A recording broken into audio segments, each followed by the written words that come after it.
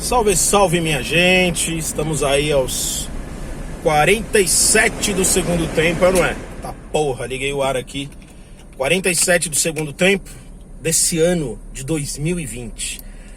O que foi esse the fucking ano? Bom, esse vídeo aqui, ele parece... Ele é um vídeo, um chamado fake, vamos dizer assim. Calma lá, não vai embora, não me xingue, não me cancele. Essa historinha de retrospectiva do ano, foi um ano com algo bom, não é? Ela é de um engodo, ela é de um papo furado, de um besterol, não é? Porque a gente tem cagação de regras de todos os lados, não é? A gente vai ter cagação de regras da turminha namastê, que sempre acha uma coisa boa pra tirar, né? A velha história da galera que diz que faz do limão uma limonada. A gente vai ter os cabeçudos schopenhauerianos pessimistas até o talo. A gente vai ter de tudo, né? Porque os seres humanos têm uma capacidade incrível de criar ficções, de ficcionar em cima do real. E há aqueles que acham que tem, vamos dizer assim, a licença poética ou o lugar dado de fazer uma leitura do mundo, né? Aliás, a gente pode pensar esse ano, particularmente no Brasil, como o ano da cagação de regra confusional, vamos chamar assim, né? Todo mundo querendo cagar regra, dizer como o outro deve agir, se comportar, pensar, sentir, né? Enfim. Então, quando a gente pensa em retrospectiva, imediatamente é importante, senhores, que você pense quem está fazendo a retrospectiva, né? Retrospectiva de quem, né? Retrospectiva pandêmica, retrospectiva do Neymar, retrospectiva da Globo. Quem organiza a retrospectiva? Quem te oferece o conjunto de leituras do passado para você avaliar se seu ano foi bom ou não, tá? Então quero primeiro chamar essa atenção. Uma das coisas maravilhosas que a análise pode te proporcionar é um refinamento calcado no teu percurso pessoal, não é? Para que você encontre chaves, caminhos reflexivos para, se você quiser fazer uma retrospectiva, que essa retrospectiva seja calcada num processo, digamos, mais elegante. Eu arriscaria dizer essa palavra. Estão me entendendo? Bom, se a gente olhar frontalmente para o real, e aí não tem jeito, é um viés, né? Eu estou aqui fazendo um viés, não tem como escapar disso, né? A gente pode pensar, por exemplo, que a pandemia ela aumentou a desigualdade, o número de mortes no Brasil é gigantesco, não é?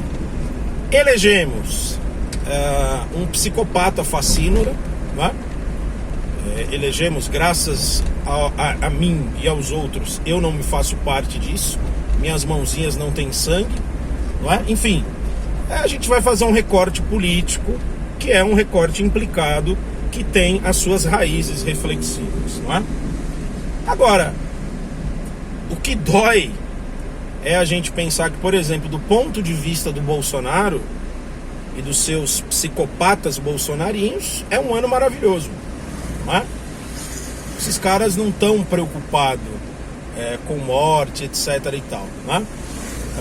Vocês estão entendendo? Então, a retrospectiva, ela depende daquele que promove essa retrospectiva, né? Então, o que eu quero aqui arrastar essa conversa, né? Primeira coisa, minha gente, cuidado com retrospectiva alheia, não é? Há retrospectivas alheias de tudo quanto é lado. Eu arriscaria dizer, e eu vou trazer um pouquinho de Nietzsche aqui para essa conversa, com todos os perigos dessa análise que os marxistas odeiam, porque na percepção deles o Nietzsche é um autor que vai contra a guerra de classes, não é? Mas eu considero o Nietzsche um pensador muito interessante, porque o Nietzsche teve coragem de dizer que há na sociedade, isso é complicadíssimo, tá? Estou apresentando uma faceta, refute aí se você quiser. Nietzsche vai dizer que há na sociedade a predominância de dois tipos de moral: a moral do aristocrata e a moral do escravo. Para Nietzsche, o aristocrata, ele tem um tipo de moral que é a moral do conquistador, é a moral da afirmação pela vida, é a moral daquele que quer expandir, não é? E segundo Nietzsche, esses sujeitos, eles têm a capacidade de promover o progresso. A moral do escravo é aquele sujeito que está no mundo para ser gado. A moral do escravo faz parte da moral daquele sujeito que prefere entregar suas coisas para um patrão, para um chefe, para uma liderança, do que ter que se ocupar da vida, né? Ter que desenvolver alguma imanência frente à vida, né? Pensamento perigosíssimo, né? Ressalto aqui isso, mas muito interessante, não é? Para a gente fazer a seguinte conversa: qual é a moral que vive em você nesse momento? Não é? Ou seja, qual é a perspectiva que te leva a fazer uma retrospectiva? Não é? É a perspectiva dos ressentidos, né? Nesse sentido, os invejosos têm ou teriam ressentimento com o progresso de outras pessoas, né? Ou é a moral aristocrática, não é? Ou seja, você tem coisas para afirmar, você tem conquistas e tem coisas que você viveu que levam você a dizer sim à vida, não é? Ou seja, o que predomina em você? Nietzsche à parte, né? Eu prefiro pensar que esses movimentos que ele coloca quase como uma tipologia, eles na vida humana se alternam, né? Ora você está mais expansivo, aristocrático, aventureiro, ora você está no outro polo, no outro oposto, né? E aí eu te pergunto, nesse momento, dezembro de 2020, o que predomina em você? Que tipo de análise, que tipo de leitura do ano que passou, né? Como fazer isso? Eu quero aqui dizer uma coisa: eu acho muito importante você validar a tua experiência. Nesse momento de final de ano, ao fazer a retrospectiva, você está triste? Você está ferido? Você está desanimado? Não é? Você está angustiado? Né? Você está num momento ruim da sua vida, por razões variadas, que vão desde o Covid, a perda de um relacionamento amoroso, a confusão que você vive, ao processo depressivo que estourou, a um problema de doença, enfim, é isso que está te ferindo. Você está ferido nesse momento? Evidentemente que a tua retrospectiva tende a ser mais ferida, não é? E tá tudo bem que assim o seja, meu querido. Tá tudo bem. Você tá potente, você tá alegre, você se sente bem, você tá num momento de expansão, de conquista, de progresso. Também está tudo bem festejar, tudo bem celebrar, tudo bem comemorar, não é? Quando eu falo festejar, alguns lacradores aí já podem dizer: mas não pode fazer aglomeração, que não sei o que, tal, nananã. Quando eu digo festejar aqui... Utilize o cartão ou aguarde a emissão automática. A prevenção está em nossas mãos. Nesse momento da nossa conversa, eu estou falando da autorização de você estar bem, de você estar feliz, né? Porque nesse momento também há, né? Eu me lembro quando começou a pandemia, eu ainda estava atrelado a um grupo, mais ou menos atrelado, porque eu não gosto muito de pertencer a grupos, eu gosto de ficar na margem. Mas eu fui no encontro em que a proposta dos camaradas de esquerda era a seguinte: precisamos chorar os mortos. Muito nobre a ideia, né? Muito nobre a ideia, mas isso me incomodou de um tanto. Eu vou dizer o porquê, né? Eu não acho que a gente precisava ou precisa chorar os mortos, principalmente naquele momento. A gente precisava de fúria para ir evitar as mortes. E só tinha um jeito: derrubando esse imbecil, genocida, fascínora que está aí. Não me apetece muito esses movimentos, vou falar nietzscheanamente, mais reativos, sabe? Essa coisa da resistência, vamos segurar a mão do outro, né? Isso para mim teve um sentido numa certa altura, mas eu já sou daqueles que queria estar no front. Por outro lado, front com quem, né? Já que 40% da população, e pode botar mais nisso, apoia o Bozolondio, o psicopata biruliro, né? Também temos que lidar com esse dado real, não é? Muito bem, para variar, me perdi aqui no que eu estava falando, esperando a vaga de uma nobre pessoa que demorou 40 horas para estacionar. Enfim, me perdi completamente. Vamos puxar um outro fio dessa história. Então, senhores, quando a gente pensa nessa retrospectiva... lembrei, peguei o fio.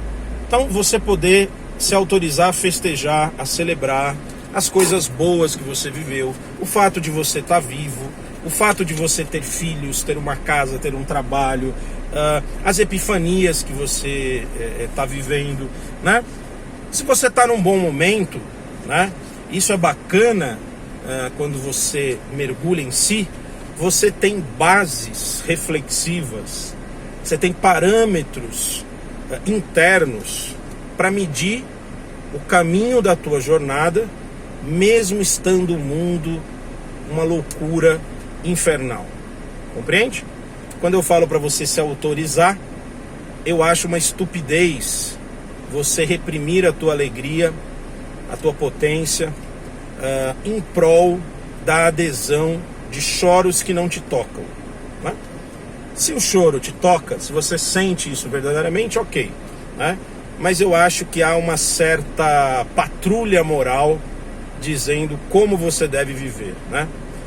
Eu não tenho apreço por ser gado de ninguém, nem de esquerda, nem de direita, nem de extrema direita, nem da puta que os pariu, né? Porque na hora do corre, quem tá lá na linha de frente sou eu, só eu sei o que eu tô passando. E por fim, não cagar regras. Não cagar regras, não é? Você não tem a chave da alegria do outro. Você não pode ajudar o outro. Você não tem como querer que o outro siga os seus parâmetros da sua retrospectiva. Compreende? Porque a retrospectiva de todo ser humano passa pela subjetividade humana.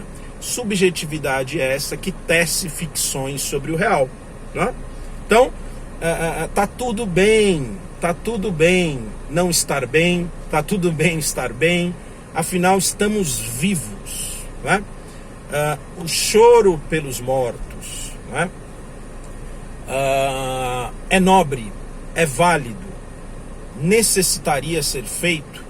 Eu acredito sinceramente que sim, mas com um psicopata, com um status políticos miliciano, com uma sociedade policialesca, e vamos dizer aqui a verdade, com grande parte do povão numa mente fascista, não é querer demais que a gente, além de dar conta do mundo, do trabalho, da vida, dos amores, das contas, das dívidas, você ainda encontre espaço interno para deprimir pelos mortos diante de uma sociedade que pisa em seus cadáveres, né?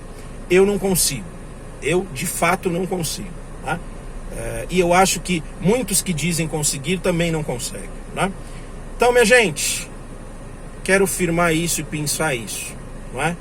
No Brasil, é um momento muito delicado, muito difícil. Coletivamente, estamos num mar de bosta tóxica, mar de bosta radioativa, não é? Nessas horas, a nossa força política, ela diminui, não é? E é possível sim encontrar no psiquismo parâmetros para gostar da vida, né? Porque o fascismo, a mente fascista, ela quer tirar todo o prazer, toda a alegria, deixar os corpos tristes, deprimidos, acabados e afundados, não é? E você aí que é de uma esquerda que tem culhões e que tem pulso e que tem desejo de afirmar a vida, né? E que tem a base solidária, mas que tem esse instinto guerreiro, né? Acho que você vai me entender. Agora, os cirandeiros e a esquerda mimizenta vai achar que eu estou aqui desrespeitando os mortos. Eu quero mais que quando eu morrer, né? Se eu pudesse continuar, não sei o que vai acontecer nessa diligência do abismo, eu gostaria de ver os meus lutando, alegres, potentes, enfrentando, né? Gostaria eu de pegar toda essa energia que eu tenho e tá lutando, mas eu estou cercado de idiotas. Então eu vou pegar toda essa energia para fazer a minha luta e para desfrutar da vida, porque eu não sou robô, né? Me julguem, me cancelem, me critiquem, mas esse sou eu, tal como sou. Eu não preciso da sua opinião para decidir para que lado a minha vida segue, porque eu estou calcado num parâmetro interno que inclui erros, decepções, fracassos, não é? Eu estou íntegro com os meus processos, né? Com todos os defeitos deles, porque ninguém é santo nessa bagaça. E você? Você está encontrando parâmetros internos para pensar o ano que passou, ou você está replicando parâmetros dos outros, né? Pense nisso, pense nisso. E se der, meu querido, minha querida que me vê, se der, pega leve com você, viu? Pega leve com as burradas, com a pesada na jaca, com o que você devia ter feito e não fez, né? Se fizer sentido, tente acolher mais as suas dores e os seus impedimentos, não é? Isso é muito importante, viu? Uma coisa também que a análise, depois de muito tempo, nos dá, né? A consciência da nossa sombra, e que a gente gostaria de ser super-herói de Hollywood, mas a gente tá mais para cocôzinho do cavalo do bandido mesmo. E isso, e mesmo isso, nos traz a possibilidade de ter uma vida do caralho. Tá bom? Tá tão calor, ó, que eu transpirei, ficou horrível essa camisa, mas encarem isso como a transpiração de um abraço amoroso para esse canal. Enfim, deixe seu comentário, etc, etc, etc, e vamos em frente. Fiquem furiosamente vivos, é o meu lema dessa porra. Tamo junto, beijo.